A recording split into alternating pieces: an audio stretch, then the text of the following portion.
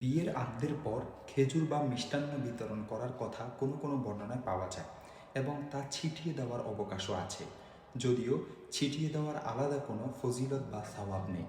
বিখ্যাত তাবেঈ হাসান বসরি রহমতুল্লাহি আলাই এবং প্রসিদ্ধ তাবেঈ হজরত শাহাবি রহমতুল্লাহি আলাই বিয়ের আদ্যের মাজলিসে খেজুর বা মিষ্টান্ন জাতীয় জিনিস ছিটানোর অনুমতি দিতেন। দেখতে পারেন মুসান্নেফে ইবনে আবি শাইবা 11 নং খণ্ড 98 নং পৃষ্ঠা থেকে 100 নং পৃষ্ঠা। এই সংক্রান্ত আরও কিছু রেওয়ায়েত আছে যেগুলো মুনকার বা দলিলযোগ্য নয়।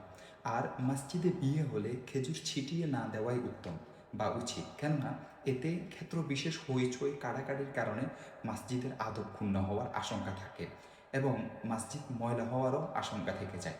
তাই উৎকৃষ্ট হচ্ছে বা উত্তম হচ্ছে যে এগুলো এভাবে মসজিদের মধ্যে ছিটিয়ে না দেওয়া। দেখতে পারেন শরহু মাআনিল আসার তোহাবি শরীফ 2 নং খণ্ড 30 নং পৃষ্ঠা এবং মুসনাদে আহমদ 4 নং খণ্ড 35 নং পৃষ্ঠা, হাদিস নং 18,976 এবং ফতুয়াই সিরাজিয়া 75 নং পৃষ্ঠা এবং আল মহিতুল বুরহানি 8 নং খণ্ড 58 নং পৃষ্ঠা ও খোলাসাতুল ফাতাওয়া 4 নং খণ্ড 356 নং পৃষ্ঠা। আরও দেখুন আল আওসাদ 8 নং খণ্ড 755 নং পৃষ্ঠা এবং রাউজাতুত তালিবিন 7 নং খণ্ড 342 নং পৃষ্ঠা।